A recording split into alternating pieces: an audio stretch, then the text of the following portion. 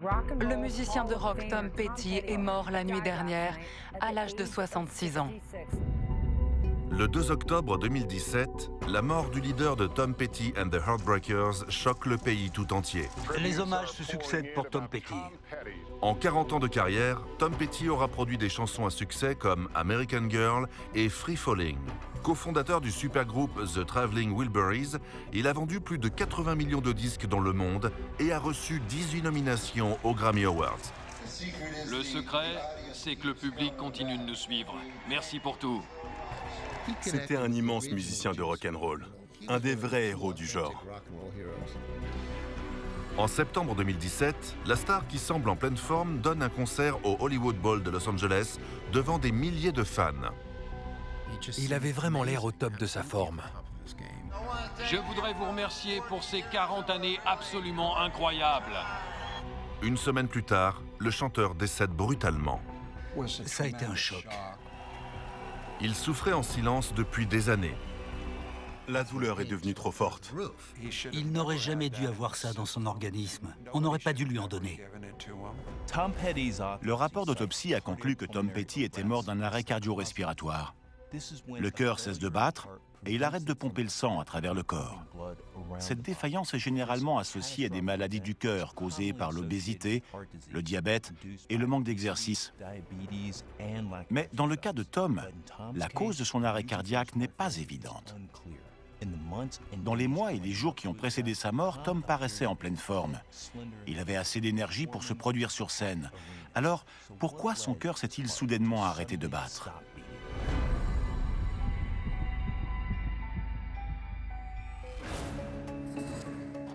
Le docteur Michael Hunter est un médecin légiste réputé dans le monde entier.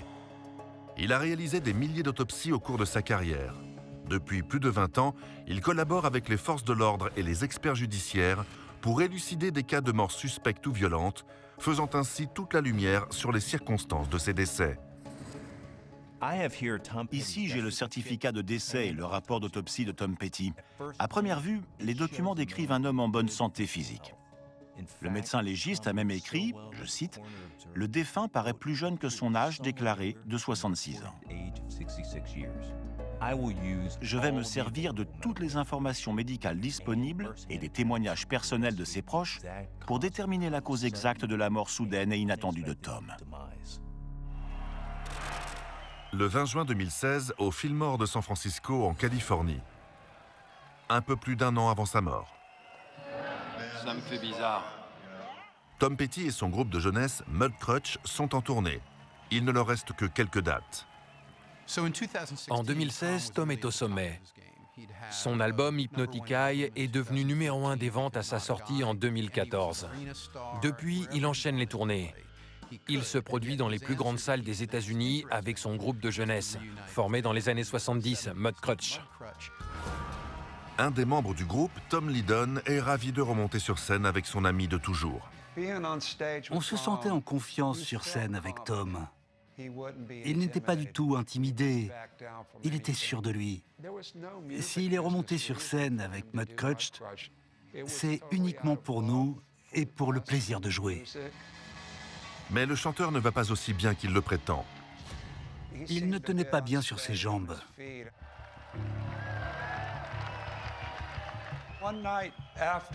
Une fois le concert terminé, on avait l'habitude de s'avancer au bord de la scène pour remercier les fans et leur dire au revoir.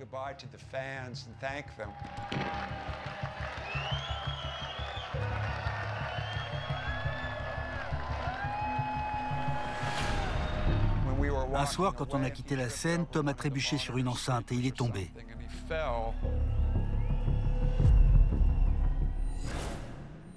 Je vois sur le rapport d'autopsie que Tom avait subi un certain nombre d'interventions orthopédiques. Il avait des vis dans la main gauche et une prothèse au genou droit à la suite d'une arthroplastie. Tom était un rocker. La vie trépidante qu'il menait l'exposait particulièrement aux blessures. Ses proches racontent que quelques mois avant sa mort, il avait des problèmes d'équilibre. Il ne tenait pas bien sur ses jambes. Je voudrais savoir si c'était un simple signe de l'âge ou le symptôme d'une maladie plus sérieuse. Thomas Earl Petty est né le 20 octobre 1950 à Gainesville, en Floride. Sa mère Kitty travaille dans un centre des impôts et son père Earl est propriétaire d'un magasin. L'aîné de 2 frères, Tom, se démarque très vite des autres enfants de son âge. Tom a grandi dans le sud profond des États-Unis. Il ne correspondait pas vraiment à l'archétype de l'homme du sud de l'époque. Tom a eu une enfance difficile. C'était un garçon doux et sensible. Son père n'était pas du tout ce genre d'homme. Tom détestait pêcher et chasser, mais son père insistait. Son père était très dur. Tom était différent. Il regardait beaucoup la télévision, ça l'a énormément influencé. Il était très attiré par le monde du divertissement. À l'âge de 11 ans, Tom rencontre Elvis Presley grâce à son oncle, régisseur sur le tournage du film Le shérif de ces dames. C'est après avoir rencontré Elvis lorsqu'il était enfant qu'il a su qu'il serait musicien. Sous l'inspiration d'Elvis, Tom se met à chanter et à jouer de la guitare. Il se produit d'abord devant ses amis.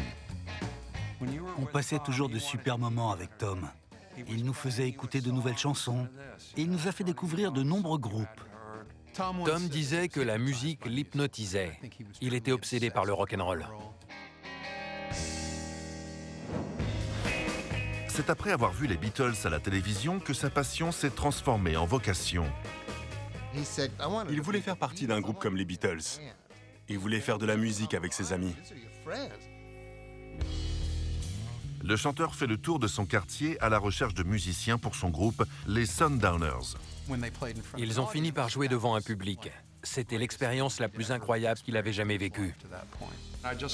J'étais là lors de leur premier concert. En voyant Tom, je me suis tout de suite dit « Ce mec est une star ». Il était très à l'aise sur scène. Il attirait tous les regards. Il était très charismatique. À 17 ans, le chanteur quitte le lycée, renomme son groupe Mudcrutch et devient musicien professionnel. Il écrivait lui-même ses chansons. C'est ça qui le démarquait des autres. Il avait beaucoup de talent. À 24 ans, Tom Petty déménage à Los Angeles avec son amour d'enfance, Jane Benvo, qu'il vient d'épouser, et le reste des Mudcrutchers. À Gainesville, personne ne vivait de la musique. Tom voulait devenir quelqu'un. Il avait beaucoup d'ambition et il voulait réussir. Le chanteur impressionne de nombreux labels. Le groupe signe rapidement son premier contrat avec Shelter Records. Mais leur premier single fait un flop. Le label tente alors de persuader le chanteur de quitter son groupe et de se lancer en solo. Il a dit non. C'est très rare. Les gens n'hésitent pas à lâcher leurs amis pour monter au sommet. Mais Tom a refusé. Il était loyal. Et il a bien fait de rester avec eux. Ils étaient tous super. Tom Petty recrute 2 nouveaux membres, Stan Lynch et Ron Blair, et renomme le groupe Tom Petty and the Heartbreakers. Quelque temps plus tard, sa carrière décolle. Au cours de sa carrière, le chanteur sortira 13 albums avec les Heartbreakers, 3 albums solo, 2 albums avec le supergroupe The Traveling Wilburys et 1 album avec le légendaire Johnny Cash. Il donnera plus de 1400 concerts et deviendra l'un des musiciens préférés des Américains. Je lui ai demandé « Quel est ton secret ? Tu joues devant des milliers et des milliers de personnes. » Il m'a répondu « Le plus important, c'est de s'amuser. » Ça devrait être illégal de s'amuser autant. 20 avril 2017, à la Chesapeake Energy Arena dans la ville d'Oklahoma City, 6 mois avant sa mort. 9 mois après la fin de sa tournée avec Mudcrutch, le chanteur s'apprête à démarrer une nouvelle tournée de 53 dates avec les Heartbreakers qui devrait attirer plus de 600 000 fans à travers le pays. Le groupe voulait absolument partir en tournée en 2017 pour fêter ses 40 ans d'existence. Survivre 40 ans pour un groupe de musique, c'est exceptionnel. Tom adorait partir en tournée. C'est ce qu'il préférait faire. Il le disait tout le temps. Mais le chanteur a des soucis de santé. Sa santé s'est terriblement dégradée. Le rapport d'autopsie révèle que Tom souffrait d'une carence en vitamine B12. Cette vitamine est essentielle au fonctionnement des cellules nerveuses et du métabolisme. Une carence peut provoquer une grosse fatigue, avoir un impact sur la mobilité et entraîner une ataxie, des troubles locomoteurs. C'est ce qui pourrait expliquer les pertes d'équilibre de Tom. La carence en vitamine B12 est souvent liée au régime alimentaire. En 2015, sa femme et lui sont devenus végétariens. Il essayait de faire plus attention à sa santé.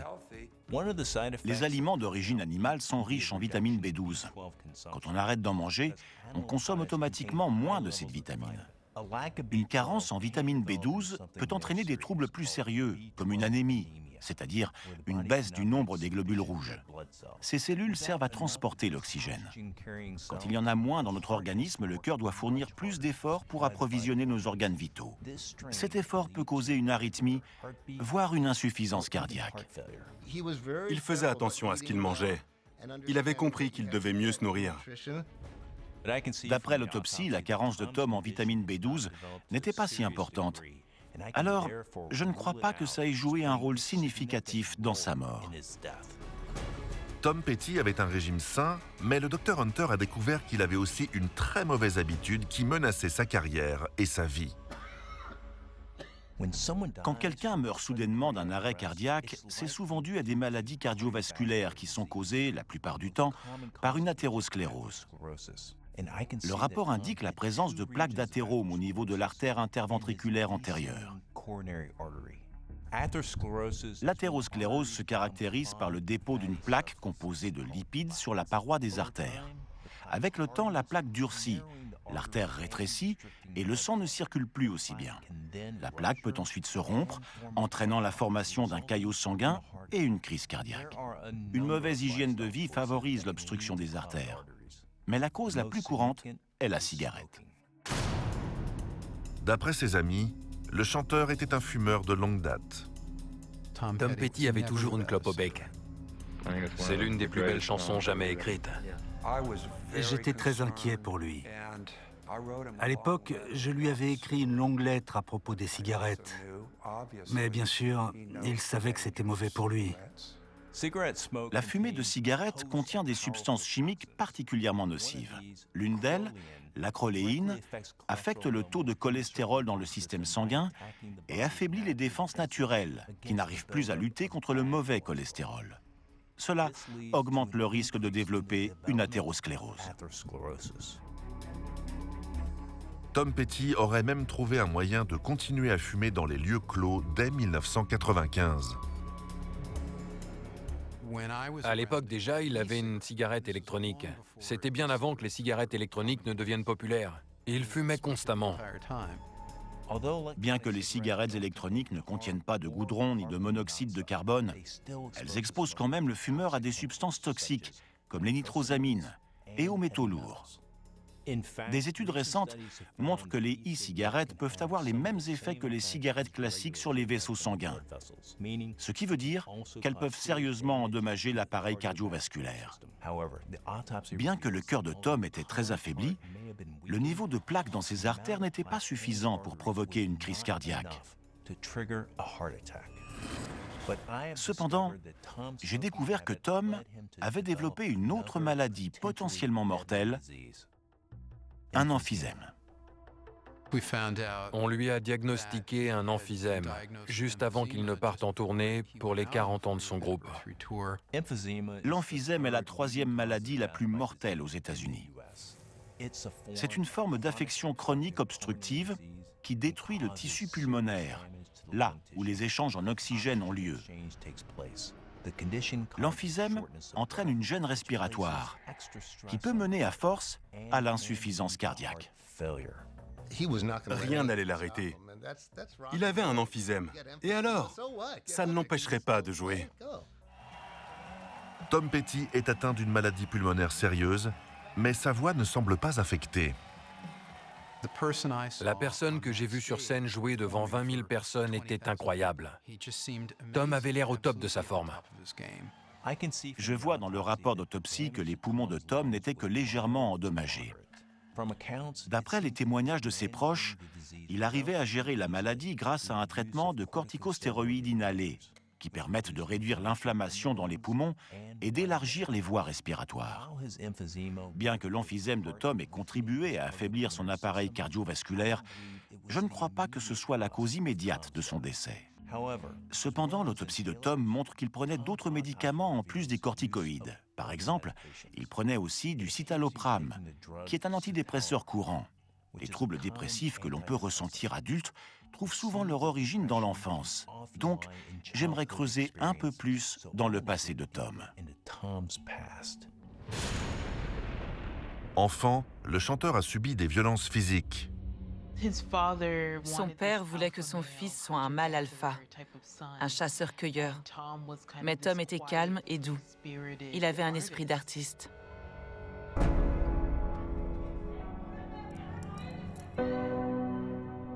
Son père le battait si fort qu'il avait des bleus sur tout le corps.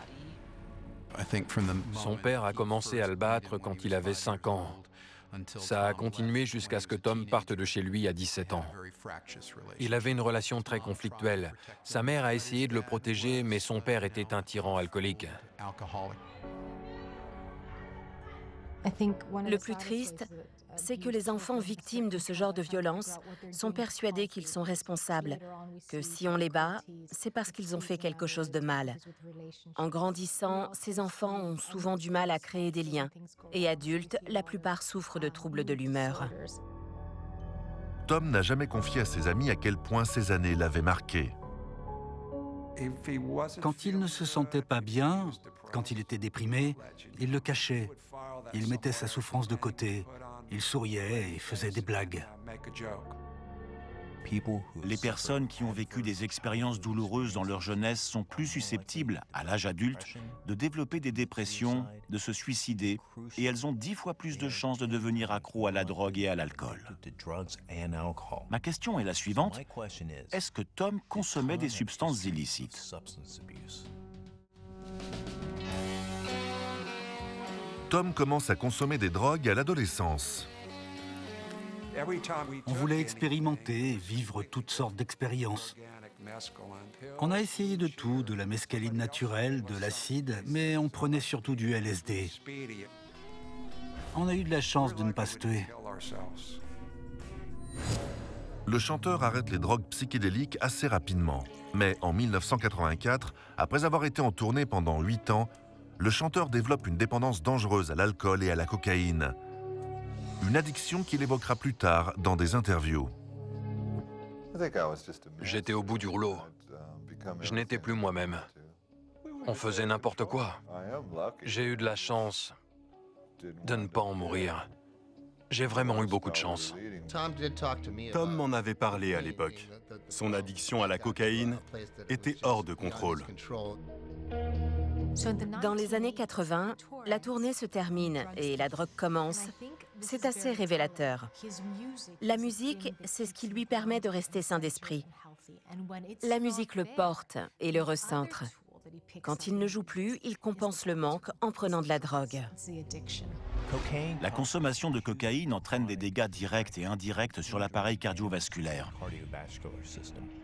Par exemple, le risque d'infarctus est 24 fois plus élevé 1 heure seulement après avoir consommé de la cocaïne. La cocaïne stimule le système nerveux et entraîne une réaction en chaîne qui peut restreindre l'afflux du sang vers le cœur et l'empêcher de se contracter. Comme le cœur doit travailler davantage, il est plus sensible aux arythmies ou aux troubles du rythme cardiaque, ce qui, à terme, peut provoquer l'arrêt cardiaque. D'après ses amis, Tom réussira à se sortir de son addiction. Guéri, il partira ensuite en tournée quasiment tous les ans pendant 30 ans. En coulisses, je ne me souviens pas avoir vu une seule personne avec une bière. Tout le monde mangeait sainement et tenait à donner la meilleure performance possible. D'après des témoignages, il semble que Tom ait connu des périodes d'usage intense. Le rapport de toxicologie confirme qu'il n'y avait pas de cocaïne ni d'alcool dans son organisme au moment de sa mort. Mais un usage prolongé l'a peut-être prédisposé à l'infarctus. Donc, je ne peux pas exclure la possibilité que ça ait joué un rôle dans sa mort. Des éléments du rapport d'autopsie indiquent que le chanteur avait une addiction secrète encore plus dangereuse. Selon certains témoignages, Tom serait ensuite devenu accro à l'une des drogues les plus dangereuses au monde, l'héroïne. Tom et moi, on a eu une discussion sur l'héroïne. Je lui ai demandé s'il avait déjà essayé. Il m'a répondu oui. Je lui ai dit « Ça ne t'a pas plu ?» Il m'a dit « Si, un peu trop ». Les problèmes de Tom Petty avec l'héroïne commencent dans les années 1980, lorsqu'un des membres des Heartbreakers, Howie Epstein, devient lui-même accro à cette drogue. Mais Tom ne tombe vraiment dedans qu'au milieu des années 90. Il s'est replié sur lui-même. Je ne savais pas exactement pourquoi à l'époque, mais j'étais très inquiet. J'avais peur qu'il ne s'en sorte pas. L'addiction secrète du chanteur atteint un point critique pendant son divorce avec Jane, sa femme depuis 22 ans, avec qui il a eu 2 filles. Leur relation était très compliquée. Ils ont traversé des moments difficiles, surtout au début de sa carrière. Tom a dit à son biographe que Jane avait des problèmes de santé mentale, qu'il avait quitté une relation abusive avec son père pour une autre relation tout aussi toxique avec Jane. Ça a été très dur pour lui. L'héroïne est un opiacé particulièrement addictif, responsable de la mort de 15 000 personnes aux États-Unis en 2017. Les opiacés agissent sur les récepteurs opiacés présents dans le cerveau, ceux qui contrôlent le plaisir et la douleur. L'afflux de dopamine entraîne une sensation intense d'euphorie et d'apaisement. L'addiction se crée lorsque le consommateur recherche le plaisir. Le problème, c'est que le corps développe une tolérance à la drogue. Pour obtenir le même effet, il faut augmenter les doses. L'héroïne peut causer une maladie du cœur potentiellement mortelle appelée endocardite. Mais le risque le plus important est l'overdose, pendant laquelle le système nerveux qui contrôle la respiration ne remplit plus sa fonction, entraînant un arrêt cardio-respiratoire. La drogue est une solution à court terme. C'est la raison principale pour laquelle les gens deviennent accros. Grâce à la drogue, la douleur diminue. Mais quand on n'en a plus, on se sent encore plus mal. C'est un terrible cercle vicieux. C'est exactement ce qu'a vécu Tom. Pendant des années, le chanteur lutte en secret pour décrocher. Tom était conscient de ses problèmes. Il n'avait aucun contrôle sur son addiction et ça le répugnait. Il a eu beaucoup de mal à s'en défaire. Le chanteur tombe amoureux d'une de ses fans, Dana York. D'après ses amis, c'est cette relation qui l'aurait sauvé. Il a rencontré Dana à un concert. Elle était mariée à l'époque. Puis il l'a revue quelques années plus tard et il s'est dit « Je ne la laisserai pas partir cette fois ». Il nous a raconté qu'il avait rêvé d'elle cette nuit-là. En se réveillant, il a écrit « Angel Dream ». C'est une chanson magnifique. Il était éperdument amoureux. Elle a changé sa vie. Ils étaient faits l'un pour l'autre. Le couple se marie en 2001 et Tom se débarrasse de son addiction à l'héroïne. Dana a eu une influence extrêmement positive sur Tom. Elle est arrivée dans sa vie au bon moment. Il semblerait que Tom ait guéri de son addiction à l'héroïne. Les analyses toxicologiques confirment qu'il n'avait pas d'héroïne dans son sang au moment de sa mort. Cependant, j'ai remarqué la présence d'un autre opiacé très puissant dans son organisme, un antalgique appelé oxycodone. L'oxycodone est un narcotique semi-synthétique normalement prescrit pour soulager la douleur. Il agit sur le système nerveux central en modifiant la perception de la douleur.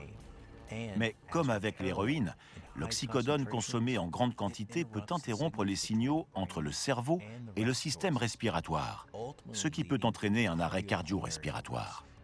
D'après la toxicologie, Tom avait une quantité assez élevée d'oxycodone dans l'organisme, 0,51 nanogrammes par millilitre. Ce n'est pas assez pour tuer quelqu'un, mais ça montre que Tom souffrait énormément. 25 avril 2017, à la Bridgestone Arena de Nashville, 6 mois avant la mort du chanteur. Tom Lydon est venu assister au 4e concert de la tournée anniversaire des Heartbreakers. J'ai croisé Tom en coulisses. Je l'ai suivi dans sa loge. On était tous les deux. Il m'a dit qu'il s'était fracturé la hanche. Ça m'a beaucoup inquiété, bien sûr. Il avait l'air de souffrir. D'après ses amis et sa famille, Tom se serait cassé la hanche en avril 2017, quelques jours avant le début de sa tournée aux États-Unis. Un scanner réalisé pendant l'autopsie n'a montré aucune fracture au niveau de la hanche, mais a révélé que Tom souffrait d'une ostéonécrose. Cette maladie se caractérise par la mort des cellules osseuses de la tête fémorale, l'articulation de la hanche, due à une altération de la circulation sanguine. Cette perte osseuse aurait pu être corrigée par une opération. L'interruption de l'apport sanguin peut être due à plusieurs causes différentes. Un traumatisme ou une blessure, l'utilisation à long terme de stéroïdes, la consommation excessive d'alcool et la prise en grande quantité d'opioïdes tels que l'héroïne. L'ostéonécrose engendre des douleurs intenses et perturbe la mobilité.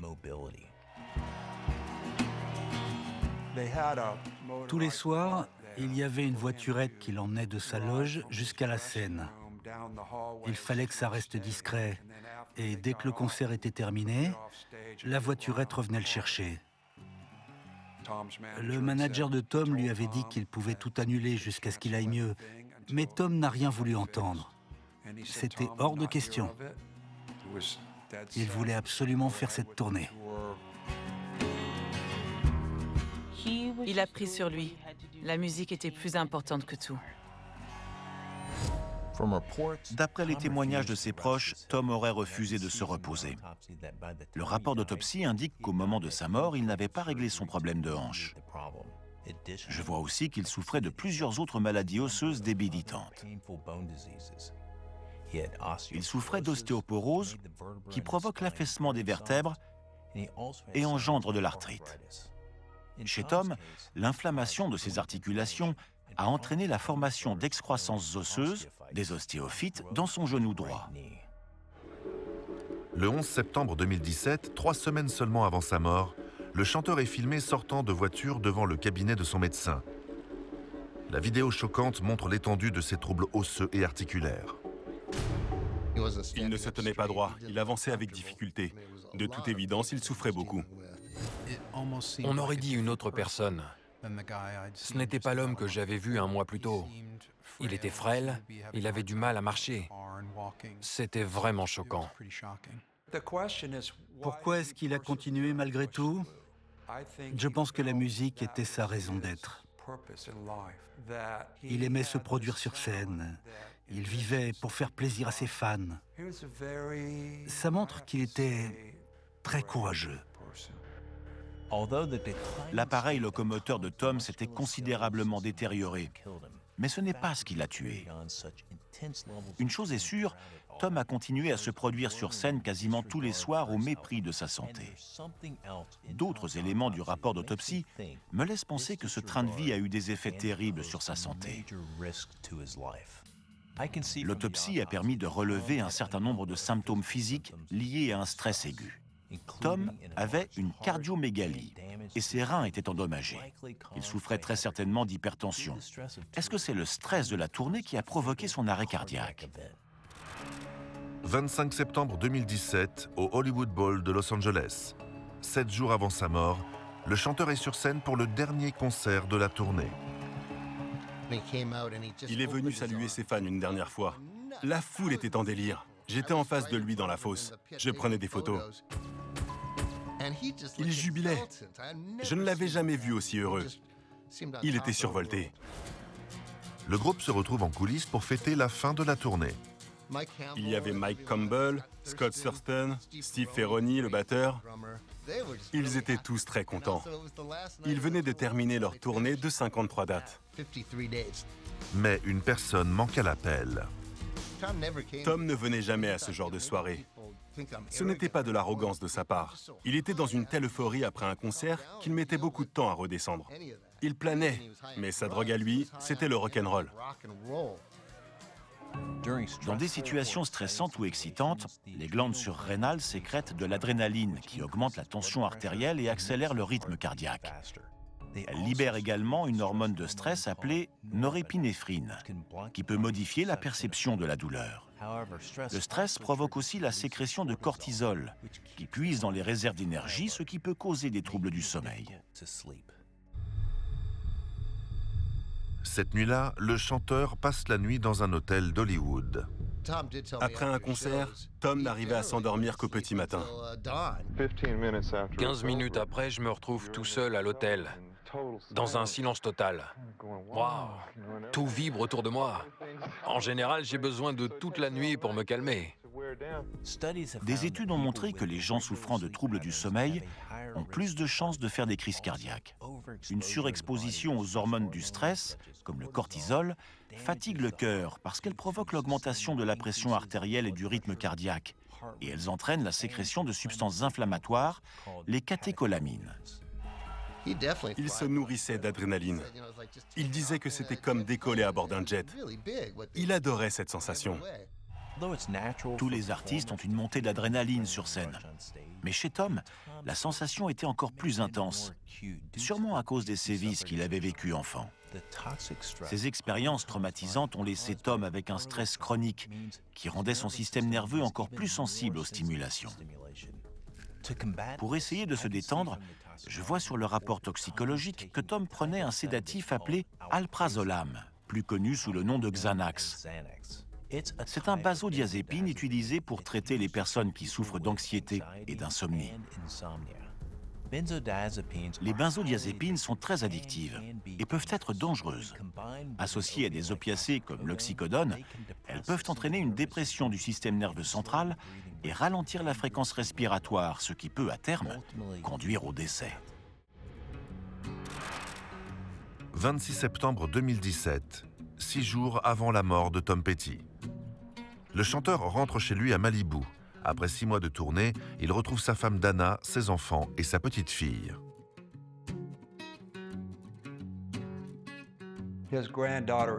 Il adorait sa petite fille Everly.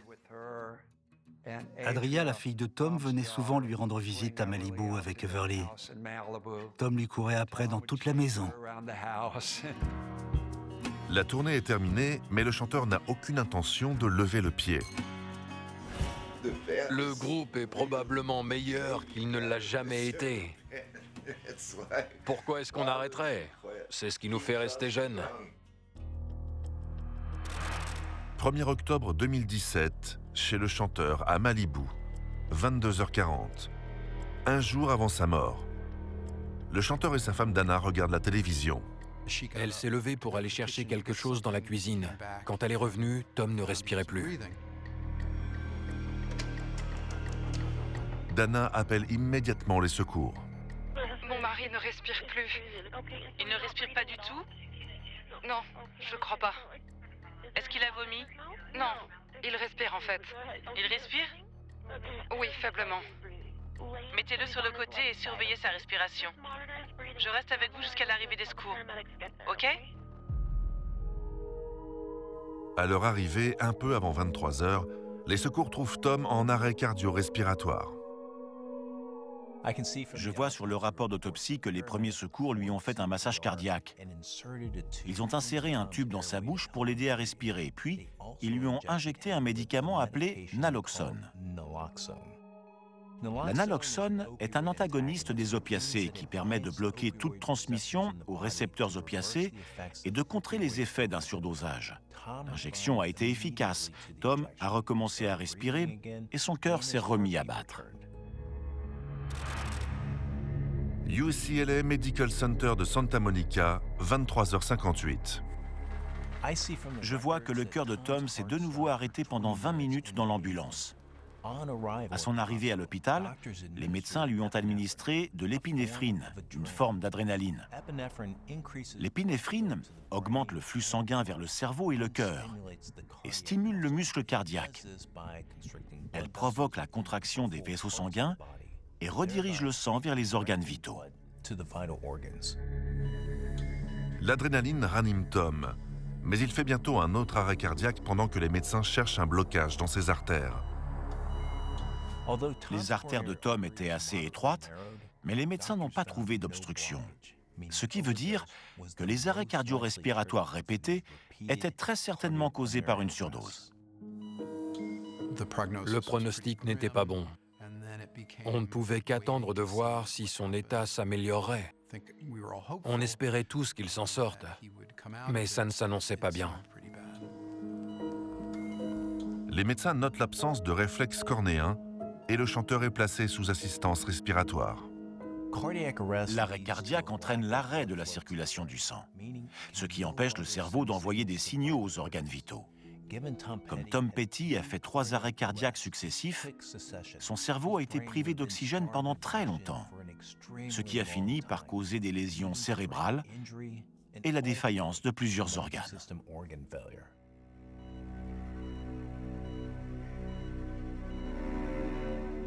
Le lendemain, c'était un lundi, Mike m'a appelé vers midi. Et j'ai tout de suite su que c'était grave. Il m'a dit, c'est Tom. Il est à l'hôpital et il a fait une crise cardiaque. Il va pas s'en sortir.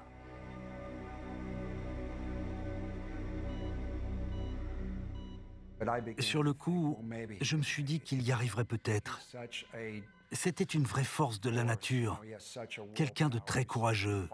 C'était un vrai battant. J'espérais encore un miracle. Mais je ne savais pas tout.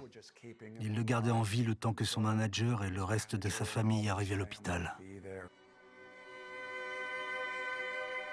La famille et les amis du chanteur lui font leurs adieux. Le 2 octobre à 20h43, l'assistance respiratoire est débranchée et Tom Petty décède.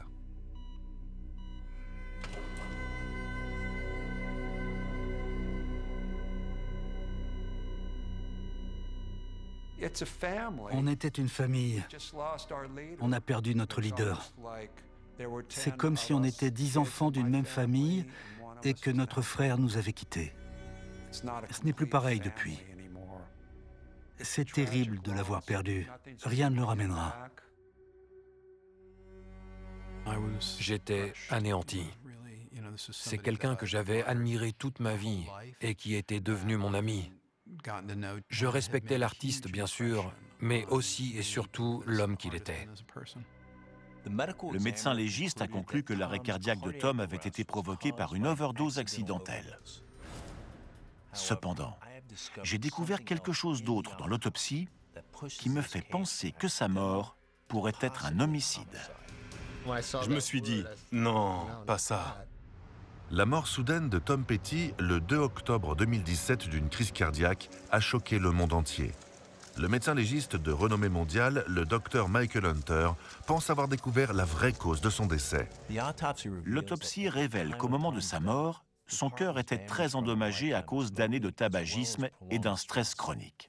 En plus de ça, Tom avait dans son organisme un niveau élevé d'oxycodone, un antidouleur opioïde, et de l'alprazolam, ou Xanax, un calmant. La combinaison de ces médicaments a sans aucun doute interféré avec son système nerveux central et a contribué à l'arrêt cardiaque. Mais le docteur Hunter a découvert d'autres indices qui prouvent que le chanteur a été empoisonné par quelque chose d'encore plus puissant. Je vois sur le rapport toxicologique que Tom avait une quantité très importante de fentanyl dans son organisme. Le fentanyl est un opiacé de synthèse 100 fois plus puissant que l'héroïne. Il a un index thérapeutique extrêmement faible, ce qui veut dire que l'écart entre une dose thérapeutique et une dose mortelle est infime. Rien que le mot fentanyl, c'est effrayant. Il n'aurait jamais dû avoir ça dans son organisme. On n'aurait pas dû lui en donner. Le fentanyl peut être prescrit légalement à des patients qui souffrent de douleurs chroniques, mais il est préférable de l'utiliser sous forme de patch, qui administre une dose du médicament au travers de la peau de manière contrôlée. Cependant, le rapport d'autopsie révèle que Tom avait une quantité importante de fentanyl dans son estomac, ce qui veut dire qu'il en a pris sous forme de comprimés. Les comprimés de fentanyl sont principalement prescrits à des patients atteints de cancer en phase terminale, mais pas à des malades souffrant d'arthrite comme Tom. La dose mortelle de fentanyl est de 1 à 2 nanogrammes par millilitre dans le sang. Tom en avait une quantité énorme dans son organisme, 110 nanogrammes par millilitre. J'ai 2 questions. Pourquoi Tom en a pris autant et où est-ce qu'il a trouvé ces comprimés ? L'addiction de Tom à l'héroïne l'avait beaucoup marqué. Il en avait fini avec tout ça.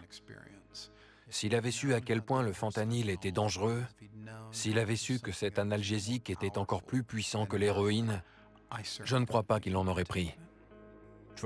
Certains dealers de drogue ont pris l'habitude de mélanger de l'héroïne avec du fentanyl, sans que les acheteurs soient forcément au courant.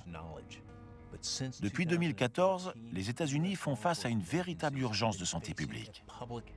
De plus en plus de faux médicaments contenant du fentanyl sont vendus sur le marché noir. Pour moins de 2000 $, les criminels peuvent acheter des presses professionnelles et fabriquer des faux comprimés de Xanax ou d'oxycodone en remplaçant les substances actives coûteuses de ces médicaments par des ingrédients beaucoup plus forts et beaucoup moins chers, comme la poudre de fentanyl. La vente de médicaments de contrefaçon rapporte des millions de dollars, ce qui explique pourquoi les fabricants et les dealers ferment les yeux sur la dangerosité de leurs produits. Ce commerce illégal est en grande partie responsable du pic sans précédent de décès liés au fentanyl ces 5 dernières années. Sur les 49 000 morts par overdose d'opiacés recensés en 2017, près de 30 000 ont été causés par le fentanyl. Le fait que Tom ait eu une quantité aussi importante de fentanyl dans l'estomac indique qu'il a dû ingérer des comprimés contrefaits. Alors qu'il pensait prendre de l'oxycodone ou du Xanax, il a ingéré des comprimés contenant une substance qui allait le tuer. Le docteur Hunter a trouvé d'autres preuves qui confirment ses soupçons. Tom avait 2 autres formes de fentanyl dans le corps, du 4-ANPP et de l'acétylfentanyl. Ce sont de nouveaux opiacés de synthèse, analogues au fentanyl. Ils sont synthétisés illégalement dans des laboratoires clandestins. Aucun médecin n'a le droit de prescrire ces médicaments. Si Tom a bien pris ces comprimés contrefaits, qu'est-ce qui l'a poussé à s'en procurer sur le marché noir? Je ne savais pas qu'il prenait ce genre d'antalgique. Il ne m'en a jamais parlé. Tom était intelligent. Il devait connaître les risques. Mais je pense qu'une partie de lui se croyait invulnérable. Quand son médecin a refusé de lui en prescrire plus, il s'est sûrement tourné vers quelqu'un qui pouvait lui en trouver sur le marché noir. La prescription d'oxycodone et de Xanax est limitée et surveillée parce que ce sont 2 médicaments très addictifs. Ancien héroïnomane, Tom courait encore plus de risques de devenir dépendant. Il est probable que son médecin ait refusé de lui prescrire des doses plus importantes pour soulager sa douleur. En cette soirée du 1er octobre, Tom devait souffrir énormément. Pour soulager sa douleur, il a sûrement pris la même dose d'antalgique que d'habitude. Mais ce qu'il ne savait pas, c'est que ces comprimés contenaient non pas 1, mais 3 formes différentes de fentanyl. Et c'est ça qui l'a tué. Quelqu'un lui a donné ces médicaments. On l'a perdu à cause de ça. Le ou les responsables devraient être punis. Il semblerait que les douleurs liées à l'arthrite et à sa hanche nécrosée l'aient poussé à s'automédiquer. Une fois l'excitation de la tournée terminée et l'adrénaline retombée, la douleur est devenue insupportable pour Tom. Comme son cœur et ses poumons étaient déjà affaiblis à cause du tabac, Tom n'avait aucune chance de survivre une fois le fentanyl ingéré. Malheureusement, nous ne saurons jamais qui a fabriqué et distribué le fentanyl qui a entraîné la mort de Tom. On a eu beaucoup de chance de le connaître et de pouvoir apprécier ses talents. Lorsque Tom Petty est mort, le monde a perdu un grand musicien, un grand artiste, un grand auteur-compositeur et bien sûr, une personne formidable. Je pense que Tom voudrait qu'on se souvienne de lui comme une figure emblématique du rock. La musique, c'était toute sa vie. Il était et restera un des vrais héros du rock and roll.